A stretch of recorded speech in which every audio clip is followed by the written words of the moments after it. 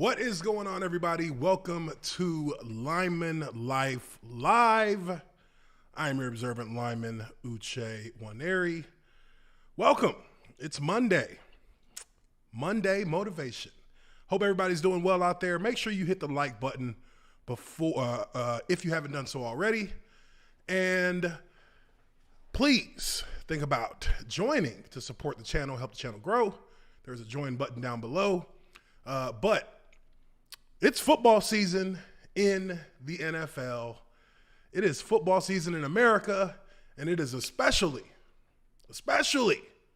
football season in Pittsburgh. So to start this live stream off, I wanted to do a quick breakdown of this event, this crazy event that actually took place during a Steelers preseason game. I'm sure most of you have probably seen this already, but if you haven't, let me introduce you to Billy Badass as he takes on two Steeler fans, I suppose, who got in an argument with this gentleman here. I'm not sure, nobody really knows what it was about. But things got wild pretty quick, and let's go ahead. Let's take a look. Let's take a look.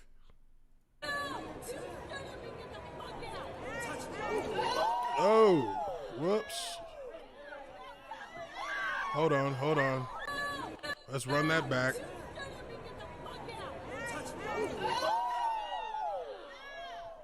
One more time, because I'm screwing up.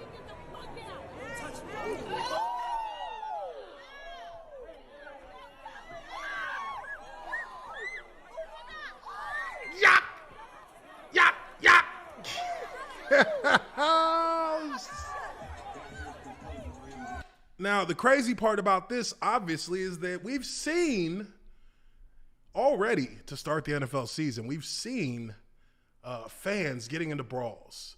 The Los Angeles Rams got into a brawl with, I believe it was the Los Angeles Chargers fans, if I'm not mistaken. Correct me if I'm wrong. This was last week, and that just turned into an all-out brawl. But this one here, a little bit more confined to a single group of three people. Now, we're gonna do the breakdown here, somewhat like I do my O-line breakdown. So, when in a confrontation like this, the first thing you want to consider, the first thing you want to evaluate is who are you having to deal with here. Now, it seems to me that this guy is got his attention. There must have been a conversation between, or something that was said between him and the gentleman here in the hat. He's looking directly at him.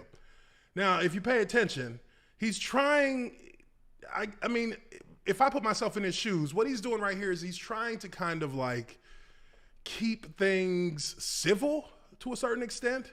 But we have a full-blown, in real-time Karen here who isn't having any of it. And you'll see before the end of the video that this woman is got an issue, because not only did she go after this guy, but at the end of it, she goes after, I guess, her husband in the hat.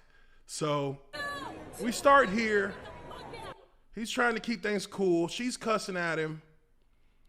He's like, okay, look, you need to back the fuck up. Don't touch me. They're hand jostling there. Don't really know who put hands on who first in that regard. Does it really matter? I don't really know. I don't think that it matters that much, because this is more of that was posturing right there for creating personal space for whoever it may be. But moving forward, he tells her, do not touch me. And after the hand jostling, she gave him one of them soap opera slaps, one of those guiding light slaps when one of the ladies finds out that her hedge fund husband has been cheating on her. And I mean, it was a slap. It was a legitimate, over the top, palm open. Yeah. And I mean, damn near knocked his hat off. Damn near. So, okay. let's think about it from this perspective for a quick moment. Somebody slaps you in your face. You're a stranger, somebody you don't know, you got into a verbal altercation with, and they slap you, whether it be man or woman, let's just say whoever, they slap you. Now, this is me, first and foremost, as a disclaimer, saying it's not right to hit a woman in any circumstance, in my opinion. You don't put your hands on a woman in that kind of way to harm or to hurt. But your instant reflex as a human being, as a normal person, is almost immediately, I'm gonna knock this mother clucker out. That's generally the first natural human response when you're slapped by somebody you don't know for really, I mean, there's really no reason for the slap. You can argue and yell at each other all day long, but the slap was crossing the line. So I gotta give props to this young brother here in composing himself and fighting back that immediate reflex, because he went for it and he pulled back. He thought twice about that. He said, you know what? Ooh, no, I'm not going to do that. But as soon as he stood up and said, I want some smoke too, he said, oh shit, you can have all the smoke you want. You're going to have all the smoke for her too, because I can't do it to her, but I will do it to you since you want to stand up. And that's exactly where it goes. Let me get my bifocals off. Let me get them off. Beep. And now they're going back and forth, because not only was he looking to really just begin with this dude when he takes his glasses off, but what is this? She comes over the top and I guess tried to hit him with something, and he takes a swing at Buddy, and then he feels that, he felt whatever she swung. So I think it looks like he took a swing at her at that point, which, hey, I don't condone it. I wouldn't have done it.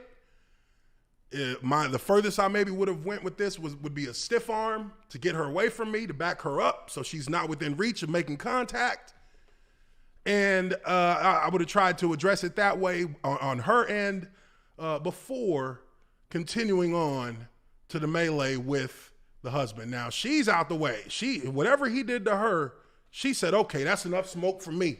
No more smoke for me. No more smoke for me. And then he comes. Now, I'll say this. Buddy in the hat got a clean shot right here. Stunned him just a little bit.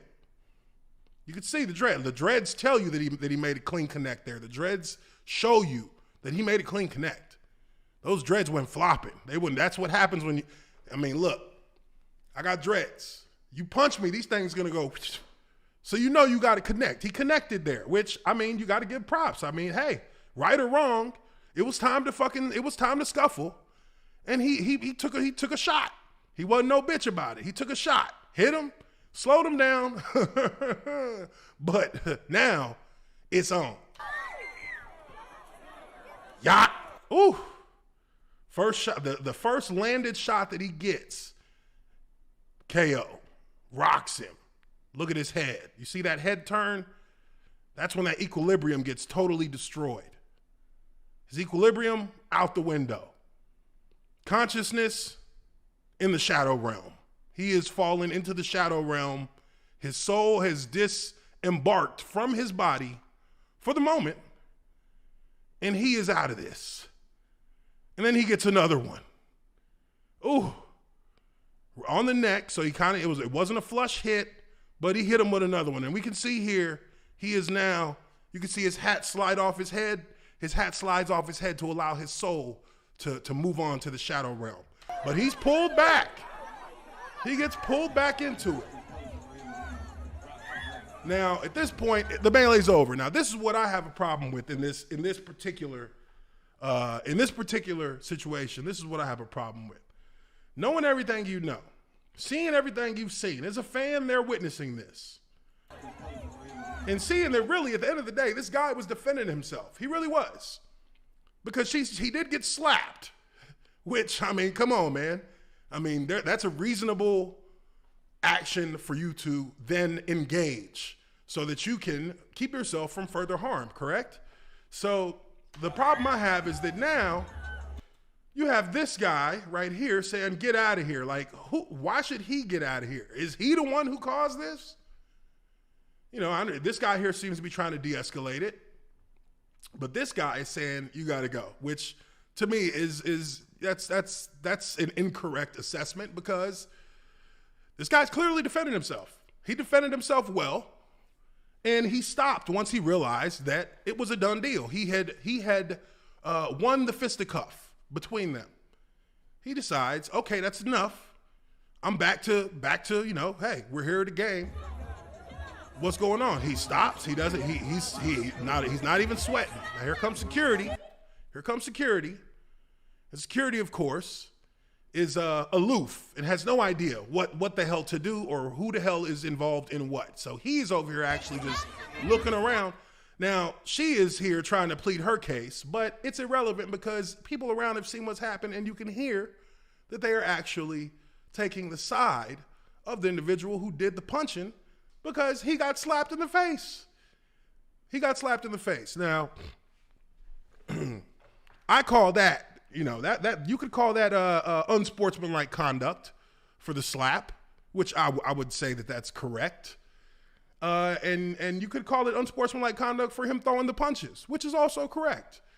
I don't think that there should be a situation where people willingly engage in fistfights at a sporting event when there's, you know, a lot of people around, there's kids around, you know, you're grown-ups, you're adults, you know, you got to kind of act the part. But when you are physically assaulted, you would be a fool to allow that to continue. And he did not allow that to continue. And what's even worse here, and what's even, to me, what kind of speaks to the fact that this Karen here is wilding out, is that now she's going after her husband. Somebody get his glasses. So she's yelling at him, barking at him, because he took an ass whooping for her. What sense does that make? What sense does that make, people?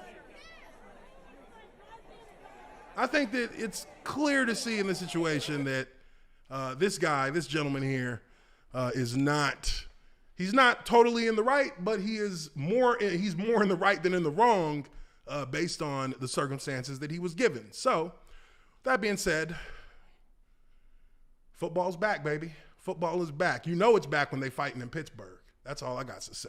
Anyways, let's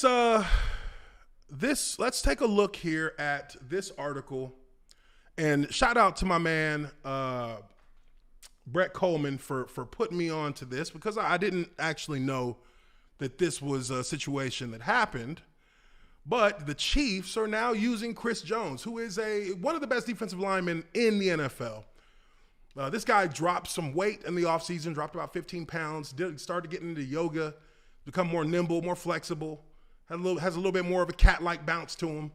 But Chris Jones is getting seeing some time at defensive end for the Chiefs. And I think that is something that is definitely worth talking about, mainly because this does kind of change the dynamic for tackles, which, you know, a well-coached tackle understands that there's a difference in playing or protecting against your traditional defensive end, our outside rusher, and an inside rusher who, you know, while he on the inside is very athletic and very mobile, on the outside there are some things that you have to be aware of in order to handle that block, appropriately, to be able to handle it without giving yourself a bad look. So we're going to go quickly through this article. Then I'm going to break down the play from their game against the Arizona Cardinals, in the preseason, to kind of show you how everything unfolded and what really our guy could do, DJ Humphries, in order to make sure that something like this doesn't happen again. Now, DJ Humphries of the Cardinals finished 7th in Touchdown Wire's most recent ranking of the NFL's top 11 tackles. Humphries did so by allowing just 3 sacks, 2 quarterback hits, and 18 quarterback hurries in the 2020 season. He also improved as a run blocker. The point we're trying to make is that DJ Humphries is a very good player. Yeah, those are some good stats. 3 sacks, 2 quarterback hits, and 18 pressures. I believe my best season in Jacksonville, I gave up 0.5 sacks, half a sack. I think I gave up like 8 quarterback hits, and I think I gave up 18 hurries total for the season. So, yeah, if you can pull some numbers like that as an offensive lineman, definitely it's going to keep you near the top of the league as a player at your position. But I digress. What DJ Humphries is not is a player who can handle Chiefs defensive lineman Chris Jones on a preseason sack of Cardinals quarterback Kyler Murray. Jones, who had 7.5 sacks, 23 quarterback hits, and 39 quarterback hurries in 2020, is starting up where he left off last season. And on this play, Jones made Humphries look like a Division III rookie. Now, I wouldn't say all that. But there were definitely some deficiencies in Humphries' technique that we'll discuss when we get into this. It says, Humphries is still wondering what happened there. Jones' sack at defensive end is significant because the Chiefs have planned to move Jones outside more frequently this season, take advantage of his ridiculous athleticism. General manager Brett Veach, head coach Andy Reid, and defensive coordinator Steve Spagnuolo are confident that a most of the time defensive tackle who had just 47 snaps outside of the tackles last season and 362 in his NFL career has the chops to make it happen as an edge rusher. Let's see. He is an imposing player inside, Spagnuolo said in June. We all know that. Hopefully we will gain something on the edge. When somebody changes a position, obviously the first part of it is the mental part of it. Chris is working through that. That's important when you change position. It's not that easy to pick up a whole new spot. There are some different things with the defensive end, and that's true. He'll play out there a little bit, and we'll move him back inside when we have to. Okay, so I feel like that's pretty much what you need to know in regards to why they made the move and how they hope the move will help them.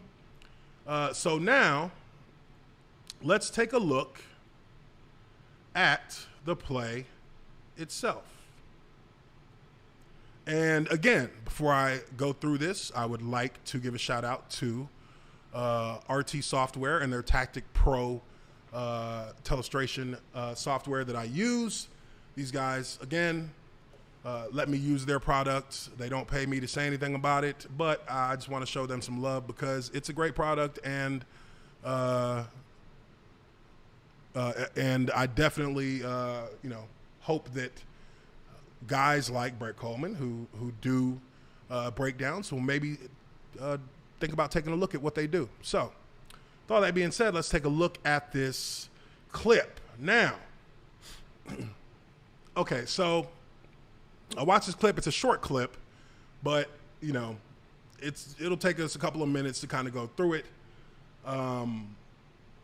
Now, with DJ Humphries and Chris Jones here, this is a different matchup. This is a different matchup for a left tackle. This is not something that they're used to seeing all the time.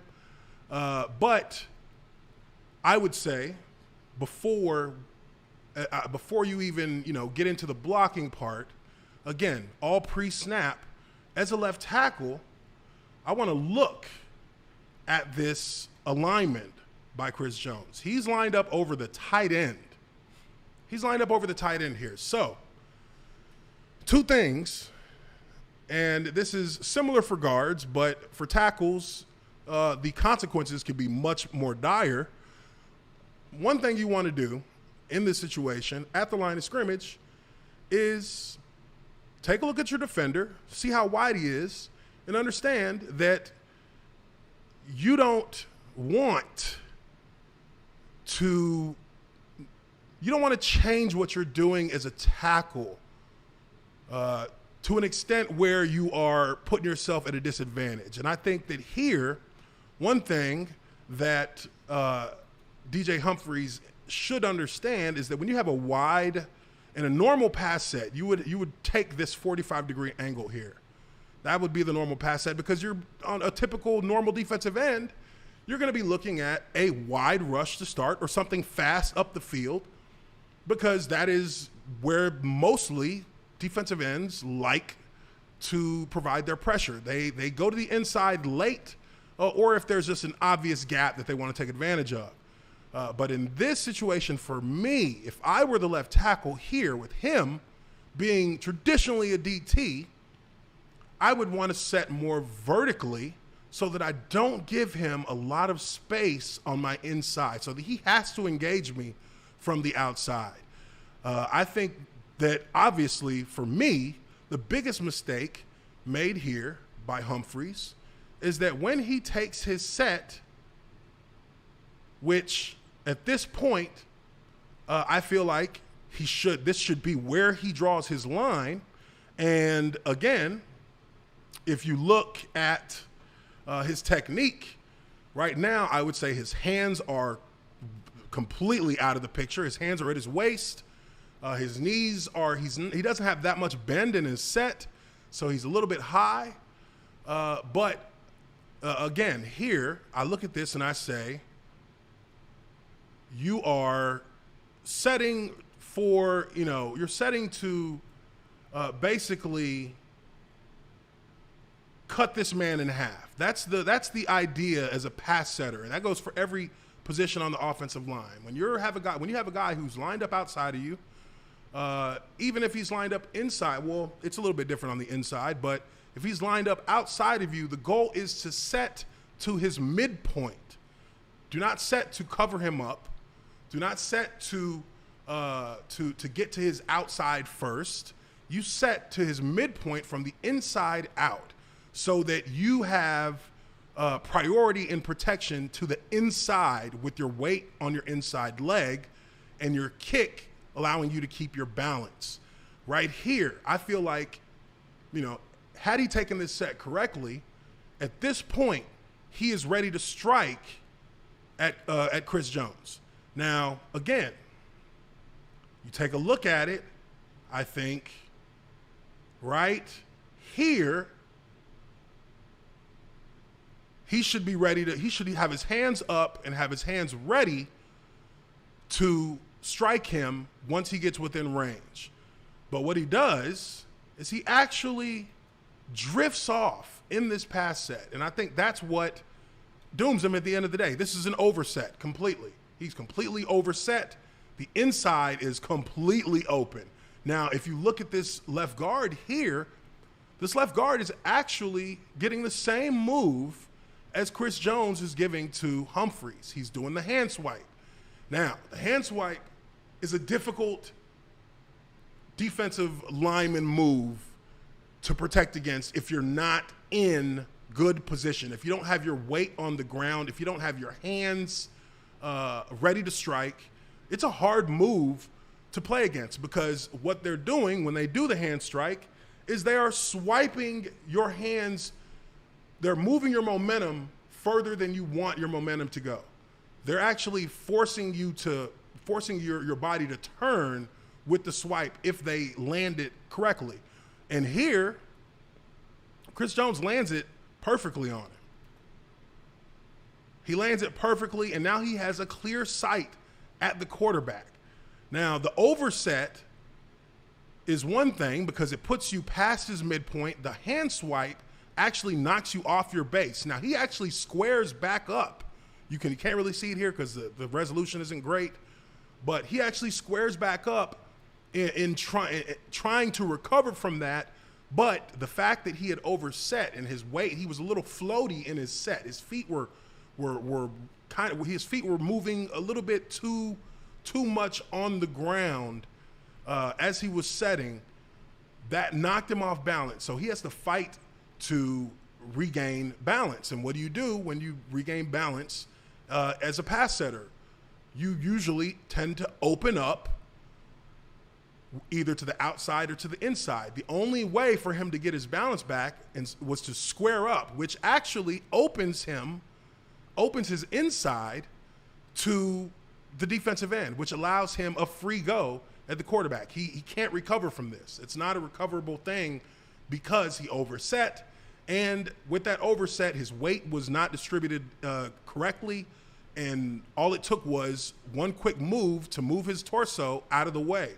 So with that all being said, that's how you get to the point here. Now, what does that mean for, Chris Jones as a defensive end? Well, it shows that he has the athletic ability to feint. I mean, and does he really feint here? Yes, I think he does feint. I think that he does.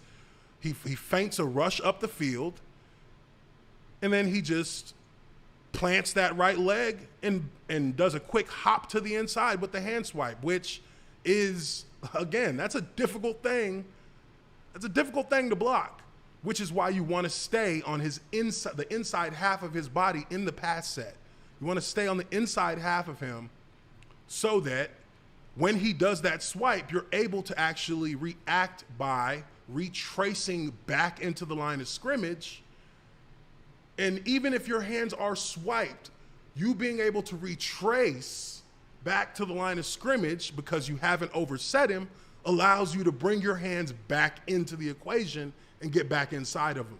You can't do that when your weight is off of that inside leg because you're floating into your kick step, and that leads to an easy inside rush. This is something that Chris Jones did a great job in recognizing it. That's part of why he probably lined up a little bit wider, because he wanted to get this tackle to bite on that and to go and to kick further to the outside. You got to remember, he might not have been expecting this, and when he saw it, he might have panicked. You never know. He might have just been like, oh, shit. How do I want to handle this? How do I want to handle this? Okay, I'm just going to kick. I'm going to get deep because he's thinking he's going to try and beat him deep. But no, this guy is a smart player. He is a Pro Bowl player. He's a top-level defensive lineman. He is going to try to set you up to bait you into pass setting wide, and that's what he did. So he got the inside move there, and that makes it hard for a left tackle who is not used to being in that phone booth, because defensive tackles, when you're blocking them in the passing game, you're in a phone booth. So it's a lot. It's a lot more physical. It's a lot. There's a lot less margin for error because you are closer to the quarterback, and if you can't get your strike and have your strike timed to be able to penetrate through, because sometimes you can beat the hand swipe with a good punch. They won't be able to swipe you off as cleanly as he did here. But that's a damn good job by Chris Jones. I mean, that shows his level of intellect in the way that he pass rushed him here. He knew what he wanted to do. He knew exactly what he wanted to do. And as a tackle, you have to know what you want to do. You have to be ready to strike, and I've been in situations where I'm going against a guy who I haven't even seen any film on him, different look, different kind of defensive tackle. And, sometimes you're like, man, so do I want to jump set this guy? Do I want to get on top of him right now? Or do I want to, get a little bit of ground, give a little bit of ground, set back a little bit so I can read if he's going to telegraph a move. Once you get into that, you make it harder on yourself. So you just have to stick to your fundamentals. You get a good set. You know where you want to set. You always want to set to the inside half of him. And if you have a good set there, you'll force him to take the outside lane, which is what you want in those situations, especially with a guy like this. You don't want him getting inside because he's unstoppable at that point. So it's going to be interesting to see how the Chiefs decide to use Chris Jones at the defensive end spot. I'm sure it's going to be a change-up. It'll probably be in obvious passing situations. They're going to want to keep him on the inside during any potential rundowns because he can stop stuff the run as well. So, that's going to be something to look forward to seeing throughout the season. But also, and we'll take a look here at another play. And real quick before that, we got a super chat for $19.99 from Mexican Iron Man. What's up, my brother? Good to see you, bro. Appreciate it, man. He says, football season is back and the Observant Lineman is on fire. It's O-Line Camp 101. Indeed, my good friend. Yes, sir. But Also, there's another play here that I really want to show for what Chris Jones did in the play, because I think it was actually a pretty damn good play. Let me see here. This is it here. This is a play against against the Niners. He sacks Trey Lance on this play. I want you to take a look at it. Let me kill the sound. Don't really need the sound. But this is another thing that is a very hard pass rush to stop if you don't already have the muscle memory trained in you to actually counter this move. And let me see. This is going to be a harder one to do just because this is the wrist grab. This is the wrist grab. This is one of the most, I hated D linemen who use this move. Now, I was taught and trained on how to beat it, but it's hard. Even if you do it right, it's still really hard to counter it cleanly. You can save the block. That's not always the issue. But it just doesn't feel good when you have to deal with this pass rush move, because it's literally the D lineman getting your wrist and lifting it up. So this leaves you open, like you feel open, like you don't have any kind of like way to secure your outside. So what he does here is he grabs this Niners guard's wrist, which again, he's actually in a good position, the guard. But the problem is when he went to punch, he punched like this. He went to place. He placed his hands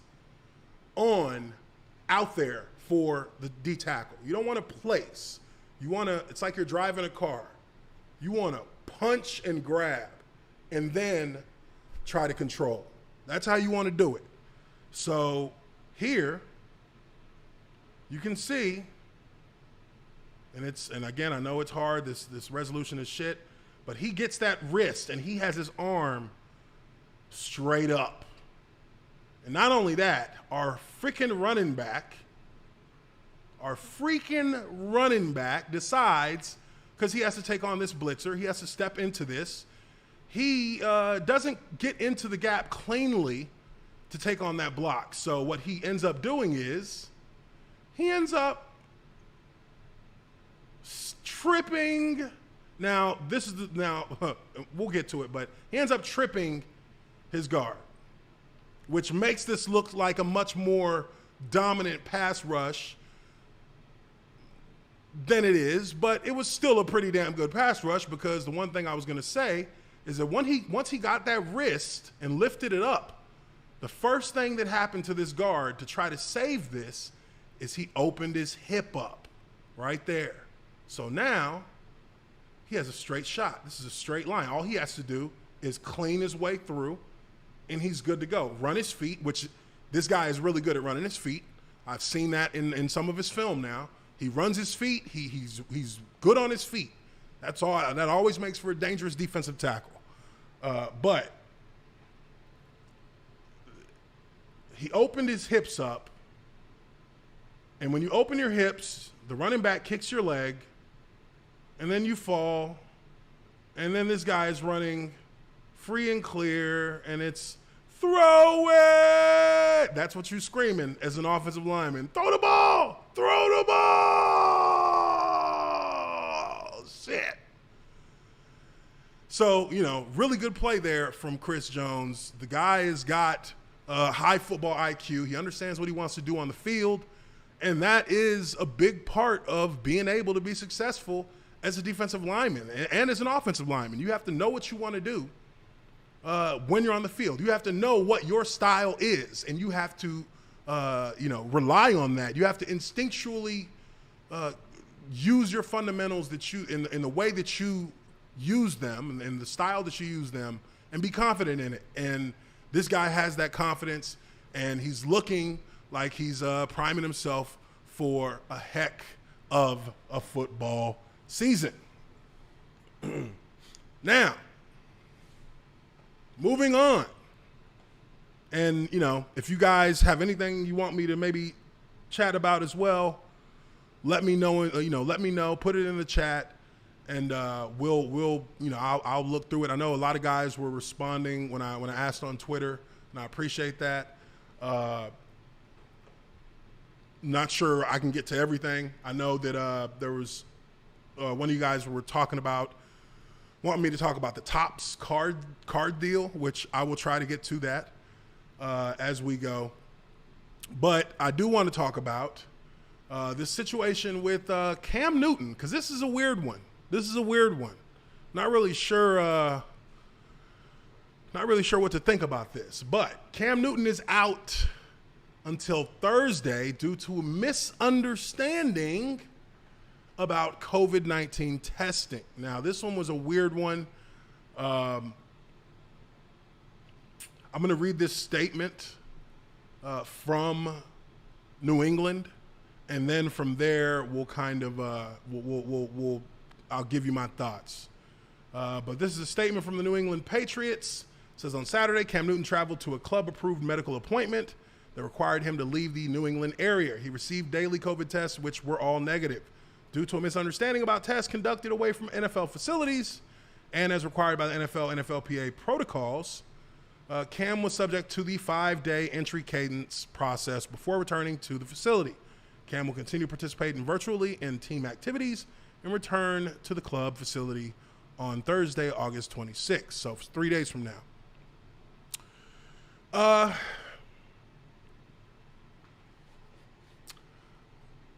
Bullshit.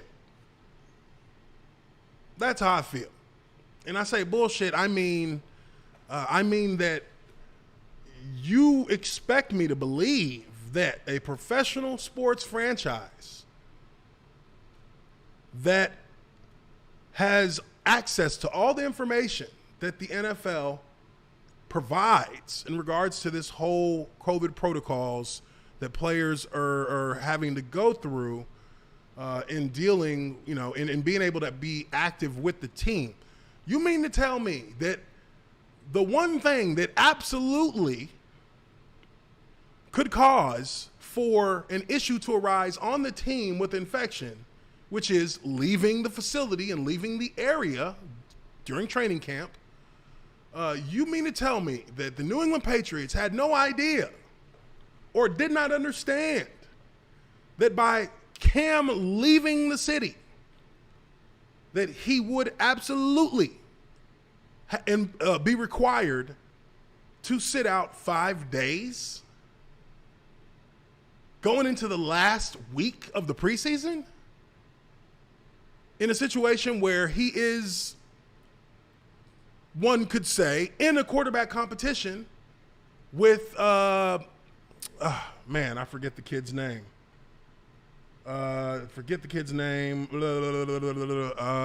Mac Jones, right? Mac Jones, I believe. Yeah. One could say that they're in a quarterback competition because the kid looked solid. He looked pretty good in his showing. The rookie that they drafted in the first round. So you mean to tell me that with all these things in the cards, that the New England Patriots, the team that has won more Super Bowls in the last 20 years than anybody, really they've won more Super Bowls than anybody, period, with the greatest, or arguably at this point, the greatest head coach to ever coach in the NFL. You mean to tell me that they weren't aware of the rules? That they weren't aware of what the outcome would be if a player leaves the area, not just the facility, but the area itself? I don't know if I can buy that. I don't think I can buy that.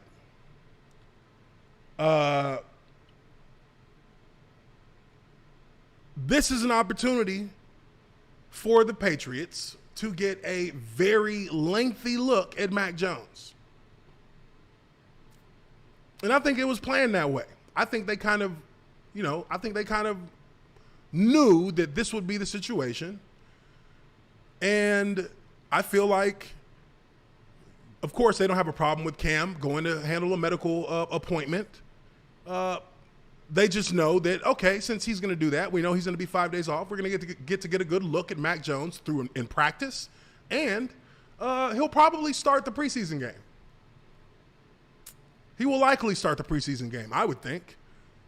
Not to mean that they're going to bench Cam for the season opener, but I think they want to know that if Cam goes down one of those streaks where he's just doing all kinds of dumb shit, that they can make a move without having to feel like they are potentially, I wouldn't say betray, but they don't want to feel like they made the wrong decision if they have to make that decision. So I think that this is an opportunity for them to get many more reps from Mac Jones in practice, a lot more to evaluate him on, and it will make it easier for them to pull the trigger if there's a situation where a trigger needs to be pulled. I think that's kind of what this entire situation gives to the Patriots. This is the benefit that they see in that, is that now, they can play it off and say it was a misunderstanding, but we all know that they want to get more looks at this cat. He can't do that with Cam being there to practice all the time. You just can't. And he's going to miss joint practices with the Giants. He's going to miss joint practices, which, I mean, I tell you what, those joint practices are big. They're big. They're big for evaluation because players are all too familiar with one another when it comes to training camp. So at a certain point, you're working reps, and it's part of the grind, but you are also in need of facing something that you're not necessarily game planned and ready for, so that you can see where your actual skills and where your fundamentals are at. You can measure where are you with your fundamentals.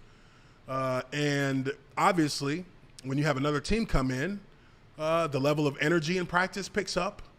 The competitive level between the teams will be at near game speed. And this gives scouts, this gives general managers a great chance to actually know what they're going into the season with. So I think that this is, and look, maybe they did have a misunderstanding, but I think at the end of the day, this plays out in a way that favors the Patriots far more, and it kind of puts Cam in a bit of a predicament, because this could mean that the writing is on the walls if you are, if you're a skeptic, if you're a pessimist, like I tend to be sometimes. This is, this could be a red flag. This would be a red flag to me if I were Cam Newton, because how did he not know is another question. But the team allowed this to happen, so you got to ask why. That's what I would say. You always got to ask why when it comes down to these kind of things. So, Cam Newton, that situation is going to be an interesting one to see play out over the next 10 days or so. And while we're talking about franchises that are doing things that can be, looked at in a shady way, let's talk about Jacksonville Jaguars for a second. Let's talk about Urban Meyer. Urban Meyer, to this day, has still not named his starting quarterback for the 2021 NFL season. And I think that this speaks to a bigger issue with the Urban Meyer hiring in Jacksonville, if I'm being honest. I feel like Urban Meyer is doing things in a way that kind of make his job harder than it should be. It's already a hard job. Nobody's denying that. But as a first-year NFL coach, he's trying to mold this franchise in a way that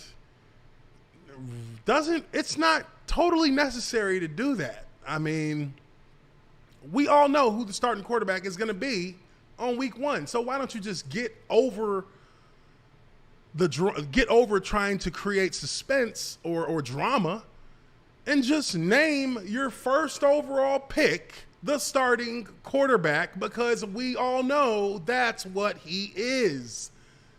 This is ridiculous. This is ridiculous. I mean, so now we have a situation where he comes in as the head coach. He hires a strength and conditioning coach from University of Missouri that is got a very questionable background, and so he subsequently has to fire this guy, a friend of his.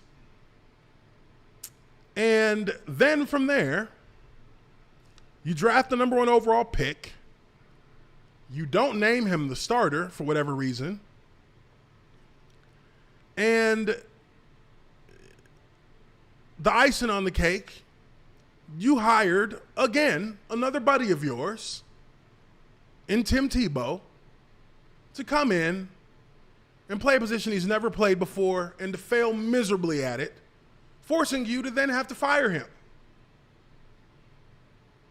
So, I mean, it's just, things just don't, I just feel like there's a little bit of, there's just a little bit of lacking of awareness for the franchise in what makes sense to do and what doesn't. And I mean, guys, I don't want to sound like a broken record, but this is the same shit that was happening when I was in Jacksonville. So for me, it's very irritating to see this situation in Jacksonville play out the way it has with the head coach in particular. Not necessarily with the players, because they out there grinding, doing what they got to do, and they get ready for a season. But the leadership has caused a number of potential distractions to this team that are unnecessary and do nothing to help this franchise move forward in the way it needs to move forward. And for me, that is same old fucking Jacksonville. I don't know what it is. I don't know what it is. I hope I'm wrong. I really fucking hope I'm wrong. But that's what it sounds like. That's what it looks like. And I've talked to people. I've talked to people in Jacksonville. I've talked to people in the sports media in Jacksonville. And kind of see it the same way. So there's a little bit of concern there. I was reading an article earlier, or watching a video, earlier about this. And it's just really,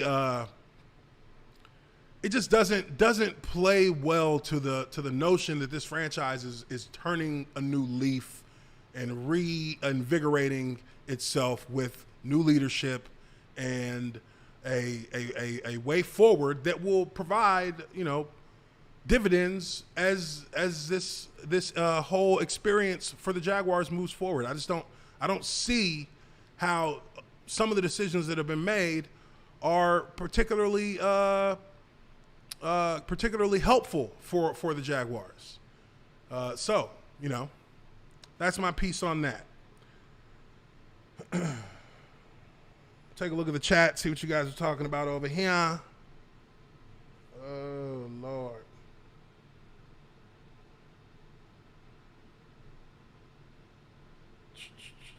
It's a huge missed opportunity for Cam. It's reps that would be be a great help for timing, conditioning, and rhythm for Cam and the offense. Yeah, I think that him missing this week is bad, very bad for him.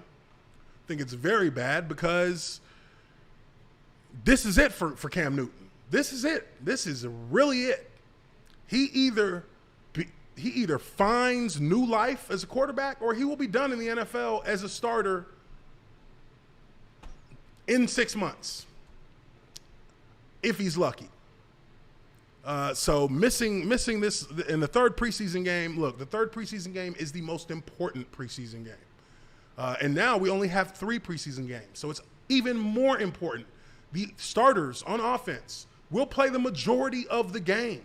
Some teams will have their starters play into the fourth quarter in this preseason game, because you have to be able to your starters have to find that chemistry. They have to find it now. Like, if they haven't found it, they got to find it now. If they found it, they need to keep on polishing it. And if your starting quarterback, who is the head of the snake, is not able to be on the field or is not able to actually participate in the way that you need him to because of game planning, him not being able to be a part of game planning, him not being able to be out there to get reps. These are things that take away from the chemistry of the team. And I mean, if you tell me that the Patriots didn't know that would be the result of him not being out there, then, you know, I can't help you. I think they knew that shit. There's no way they couldn't know. I mean, come on. All the people they got in that building who deal with the NFLPA and understand how this whole thing is going down, team trainers, they know that. So there's no way that you can tell me that they didn't know that this would be the outcome and this would affect Cam Newton's ability to be on the field. I just can't buy that. I try to give them the benefit of the doubt, but no, I don't think that's a situation we're looking at here. I don't think it is.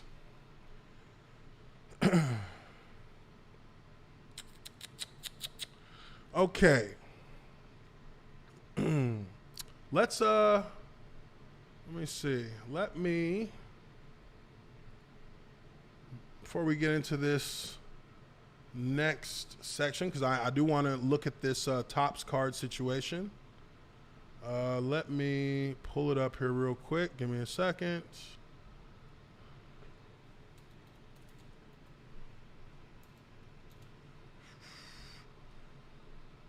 Okay.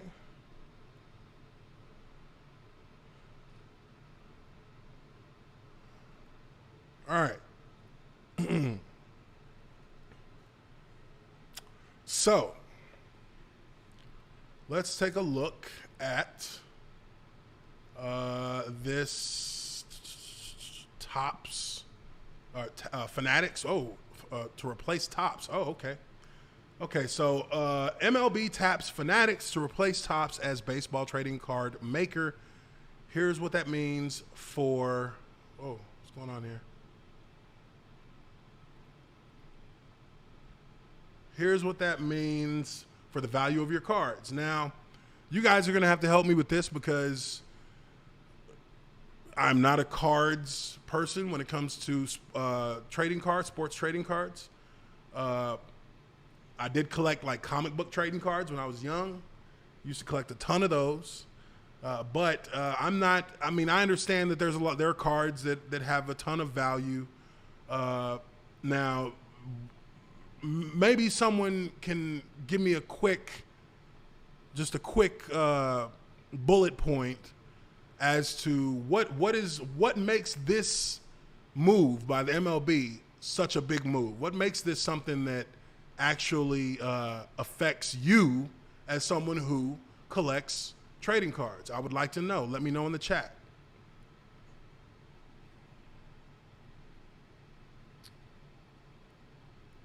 Okay.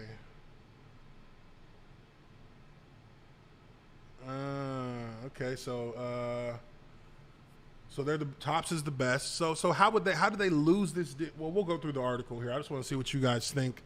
I want to see what you guys think about what the over or what the long-term effects will be from this. Let's see. Haven't had cards since I was a kid. Well, there you go.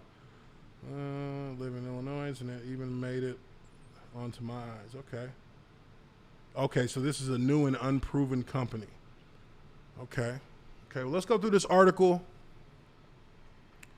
Let's go through this article real quick and see exactly how this has all been set up. Baseball fans of all ages today are likely familiar with the brand Topps, which I am familiar with Topps. I know that Topps is like, I figured that was like the only trading card brand because everything is Topps.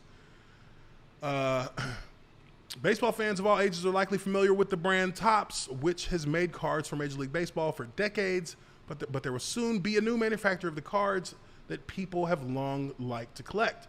Last week, Wall Street Journal reported that Major League Baseball and Major League Baseball Players Association would not be renewing their baseball card agreements with collectible company Topps when they come up for renewal, instead opting to sign an exclusive sports card deal with merchandise retailer Fanatics Inc. So Fanatics, isn't Fanatics? Didn't they do the jumbo wall stickers? Wasn't that who Fanatics? Wasn't that Fanatics big thing with the NFL? Fatheads, yeah, that's what they were. Weren't they the ones that did that? So I inherited a bunch of 80s and 90s cars, but have no idea what their value is. Well, shit, if you don't want them, I'll take them. I'll give you $50 for them. Okay, it says here, perhaps relatedly, the planned merger between sports card maker Topps Co. and Special Purpose Acquisition Company, Mudrick Capital, is being canceled by mutual agreement. Oh, so they were supposed to be it's business. It's these business things that get in the way. So they were supposed to merge with SPAC, and that was canceled. So that has got to hurt the value of Topps Co. Because usually when you have those mergers happening, those mergers are happening to boost the value of both companies. But when something like that falls through, it hurts. It hurts really the company that is kind of hanging on, trying to make something happen to kind of push themselves back up. Maybe that's the situation Topps was in. I'm not sure. I don't know. But it says Fanatics didn't just agree to a deal with the MLB. Sports cards rights for both the NFL and the NBA, currently owned by Panini, will also go to Fanatics when they expire in 2025 and 2026. Damn. See, I don't like this. I don't like when one company is given an exclusive deal to handle products for any big sports league or entity of any sort. I don't like that. I don't like that because now they can literally just rinse and repeat everything and don't have to even like lift a finger. We all see what's happening with Madden 22. Madden, the football game as a whole, has been utter garbage for about 85% of the time that they've had this exclusive NFL license. And it sucks. I mean, as somebody who played NFL 2K and it was a hardcore fan of NFL 2K and never even played Madden after the PlayStation, after PlayStation 1, I stopped playing Madden. When the Dreamcast came out, I got a Dreamcast, I got NFL 2K, I got NBA 2K, and those were the games that I played, period. Every year I was playing 2K, and I had friends who played Madden, and we would always banter back and forth about which one was better. But every year when a new sports game dropped, you saw a damn good upgrade from the year before. You saw big steps being taken from the year before because these companies were competing with each other. And when the NFL decided to put that license up for bid, knowing that 2K Sports could not put the kind of money up that Electronic Arts could put up, that is essentially monopolized professional football simulation games, and we saw a unbelievably disgusting fall off in quality from EA Sports on a year-by-year basis. It has gotten worse and worse and worse. I'm telling you, I won't even play this fucking game on this game no more on my live streams. I tried to play one game online today earlier, and I literally sat there with just a straight mug on my face, just watching just the same garbage that I watch every year when I play with people in this Madden shit. To me, it's terrible. And that is the result of allowing one company to rule them all when it comes to licensing. And that is a big problem. That's a big problem. So that already puts a bad taste in my mouth when you're talking about not only the MLB, not only them, but the NFL and the NBA getting ready to switch to Fanatics. That shit is garbage. Like, stop doing that. All right, I digress. We're back to the article. It says Topps, Panini, and Fanatics did not respond to Market Watch's request for comment. Topps has been the exclusive maker of licensed baseball cards, while Fanatics has never made sports cards for a professional sports league before. I mean, they don't even got no experience in this shit. Like, what did they tell you, or how much money did they pull out their ass to convince you, you know what, we're not going to go with the experienced, traditionally well thought of company that has been doing this for us for a long time. We're going to go with these guys who have never made a single trading card in their entire company's history. That's what we're going to do. That's dumb. That is dumb. That is dumb. And yes, of course, it is all about the money. Just like it was with EA. EA put up $1 billion. They put $1 billion up for the NFL license. And now look at the game. It ain't even a fucking football game. It's a slot machine game. You just go on there, pump your money into it, try and get the best cards in that they have available. And every week they bring out new ones that cost more. So you have to constantly keep rebuying cards on their marketplace, so much so that they've actually have a marketplace for the cards where people farm them. People will farm them, start a website, sell the coins, or sell people coins from the cards they farmed and sell off, and they're making a killing off that too. Individuals who've taken advantage of it. So it's the simple fact that they went that route and devoted 90% of their resources for that game into microtransactions. It has destroyed any remnant of simulation. It is not a simulation football game. It should not be even labeled as a simulation football game. Anyways, let's get back to this. Let's see. Okay. Topps agreements with the MLB and MLBPA will expire in 2025 and 2023 respectively. Okay, so a little bit of a silver lining there. This deal is not a it's not a 10-year deal like the Madden deal was to start, which now has turned into like damn near 15, 16 years. I mean, good God. At least it's only for a few years. So they haven't committed to long-term exclusivity, which is a silver lining, if nothing else. What does this mean for Topps card collection? Mike Giuseppe is the former owner of a sports card breaking company and co-hosts the Spotify owned podcast Sports Cards Nonsense with Jesse Gibson. Giuseppe believes the latest exclusive deal between MLB and Fanatics could lead to an increase in value for some Topps cards down the line. Okay. There will be a little more sentimental value there, which will at some point increase the actual financial value. You look at Topps basketball. Topps basketball was always good, but now people talk about it like it's unbelievable. Topps held rights to basketball cards at various points since the company's inception in 1938. New Fanatics cards could be met with resistance from traditionalists in the sports card hobby at first because they are not an established manufacturer, but such concerns may fade to the background if a quality product is released. Now, again, who expects that there will be a quality product released on their first go-round? It will be a basic, bare-bone product because they're starting from scratch. And, you know, we're talking about trading cards here, but I do believe that there are a lot of intricacies in making these cards.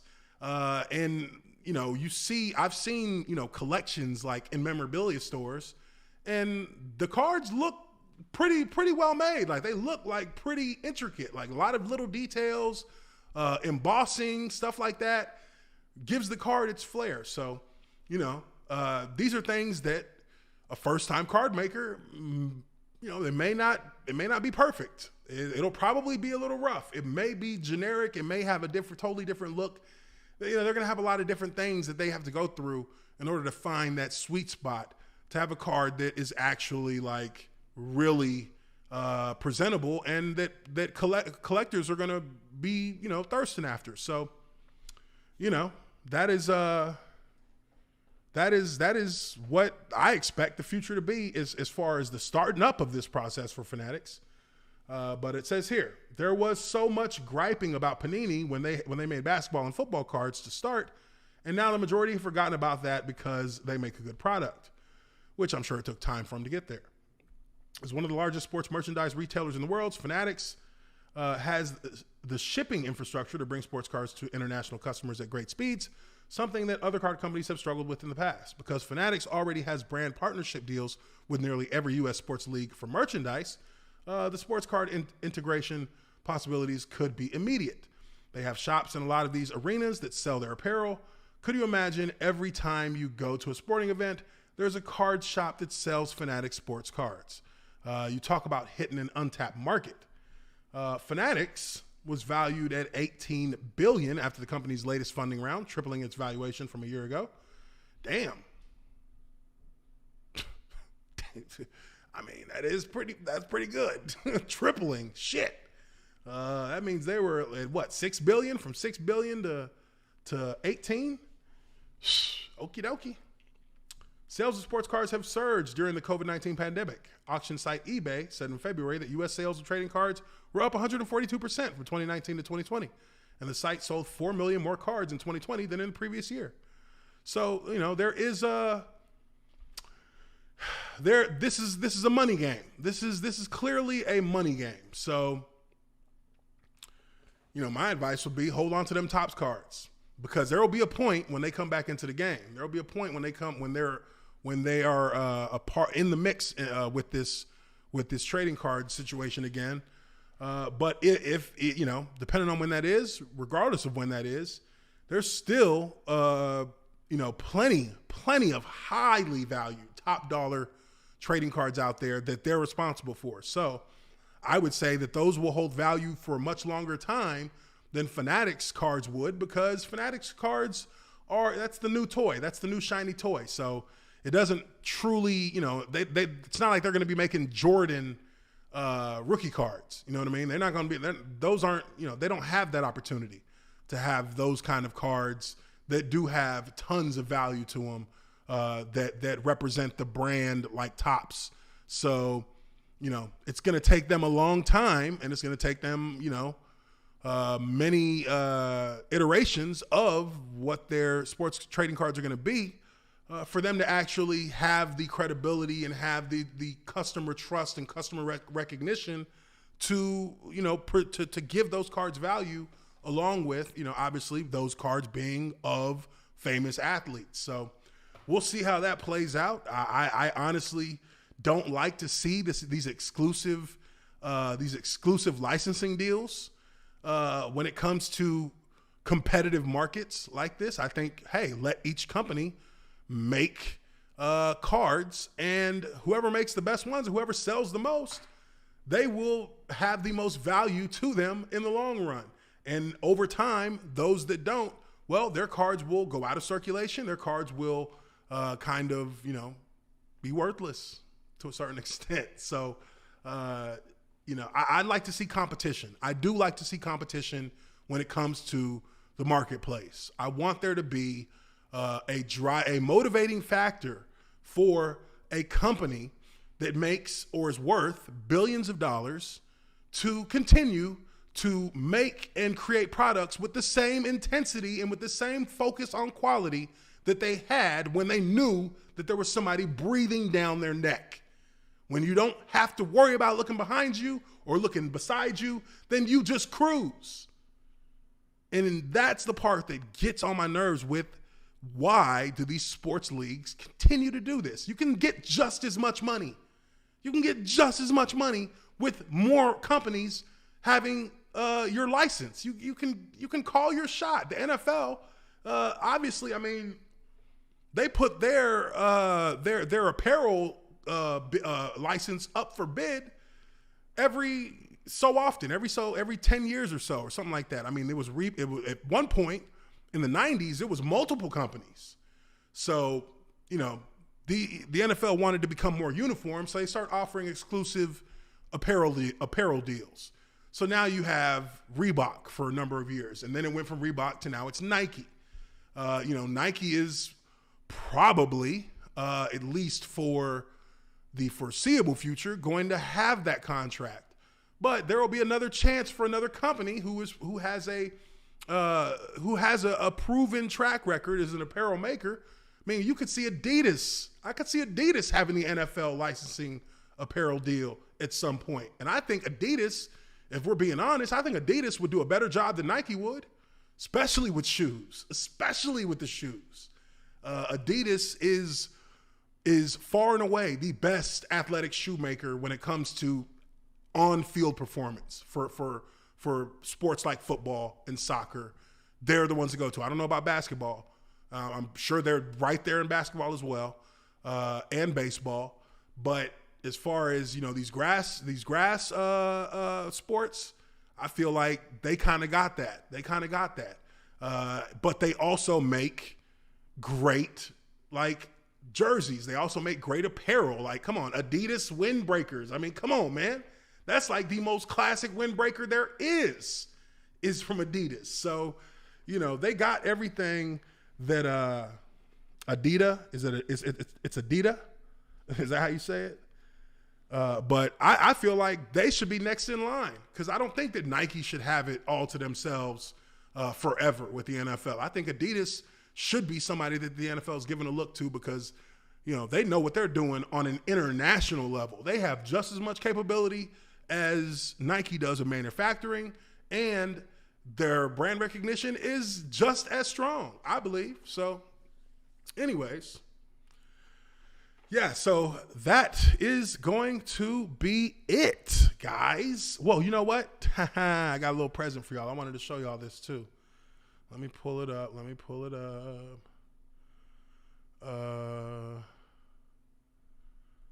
So we're talking about offensive lines and blocking and things of that nature. And I got a few plays here that I dug up off my hard drive from the old Jaguars, from my playing days, that I would love to have you guys take a look at. Now, this first play, I'm not in this. This was my rookie year. So, it is, I have this up here for a specific reason. I wanted to show you guys what a tackle, this is what I consider a textbook pass set for a tackle. So I want you to take a look here at the right tackle. This is Tony Pashos. Tony Pashos, shout out to Tony. I was just talking to him earlier today. Tony is going up against, I forget this cat's name, damn it, 2007 defensive end for the Broncos. I guess he was kind of a big deal at the time. But this is what I consider a textbook pass block, and this is an old lineman's attitude. This is everything that happens in this play from him embodies the attitude of an offensive lineman. And I feel like that's kind of been lost in today's NFL. These motherfuckers are kind of soft, not gonna front. They're a little soft. I be seeing way too much just getting bullied around on offensive linemen in the NFL. So this, I want y'all to see what it's like, what it looks like to actually impose yourself on another human being as an offensive lineman.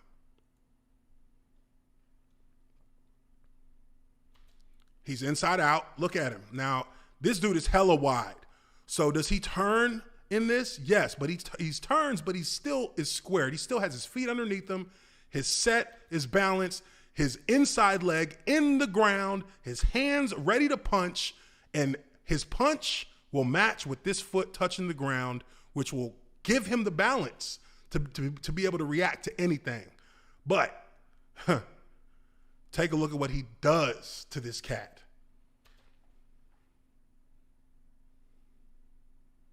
Ooh,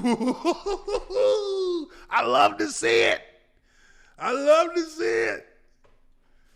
I love to see it. This is dominating. And now don't get it twisted.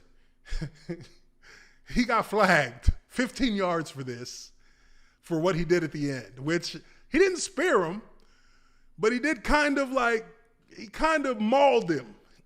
But this is this is the mentality you need to have as an offensive lineman.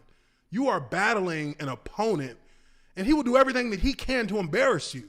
So you should do everything you can to embarrass his ass right back. And that's what Tony did right here. Look how wide he is. Like, come on. You look how wide he is.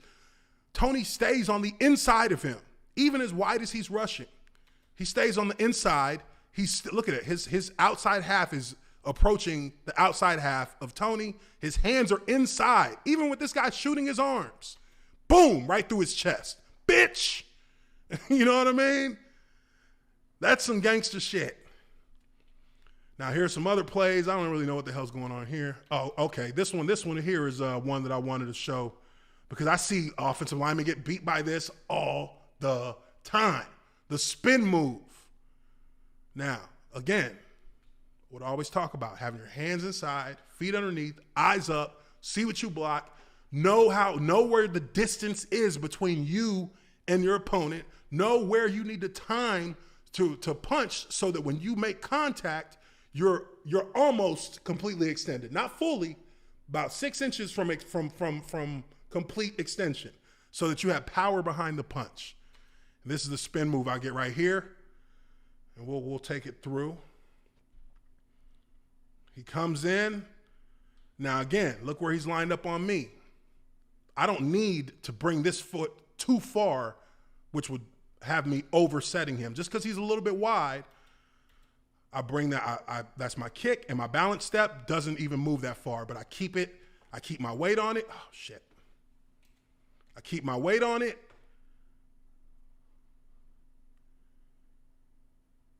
And I actually spin. This is what we call spinning the top.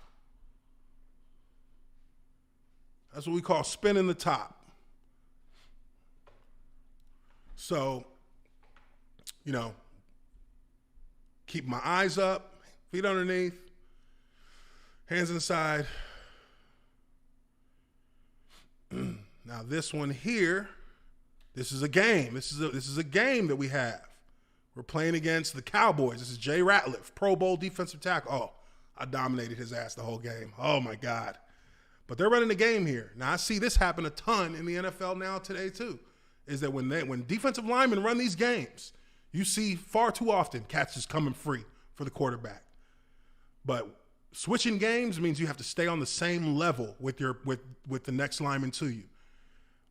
Obviously you got film study that shows you, look, these guys got wide 3 technique here, got a wide 3 technique here.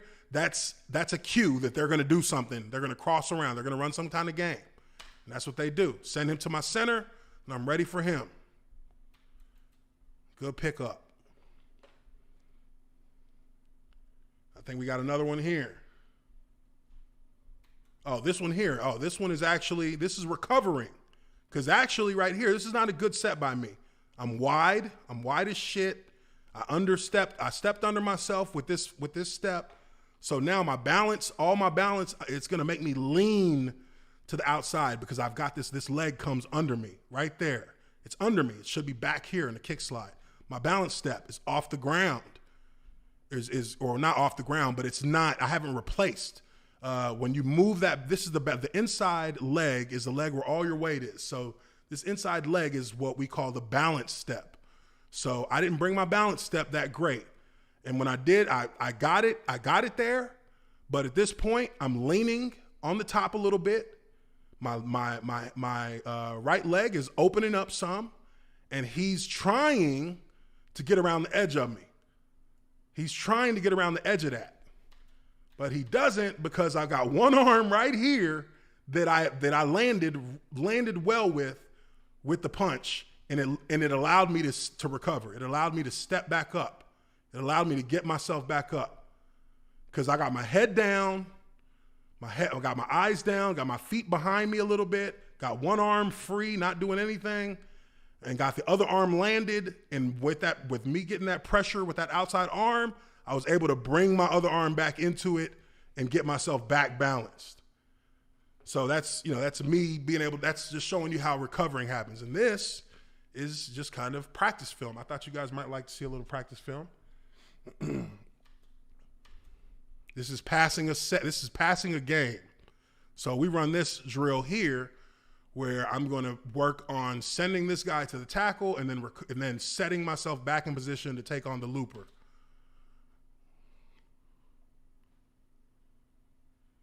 So boom. I think there's like a couple more plays here.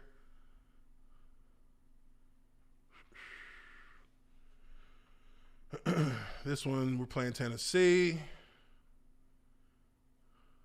And this is a game. They tried to run a game here. We had a good chip from our running back, Deji Karim. And Eben Britton did a good job of setting vertical. Again, I crossed over a little bit here, but I knew that they were running a game, so I tried to be as forceful as I could to keep it in there. He's not able to get his loop. I see that, so I just stay on with Eben, keep them locked up, and then he drops the ball like an asshole. And that's that. So, appreciate you guys, man. Appreciate you guys very much for being in here with me. We will be back on Wednesday, but I'll be dropping videos tomorrow as usual, probably early afternoon. You'll see a video or two from this stream get clipped and dropped. So look out for that. Do me a favor, make sure you smash that like button if you haven't done so already. And I hope that everybody has a wonderful evening. Take care of yourselves. I will see you guys on Wednesday. Peace.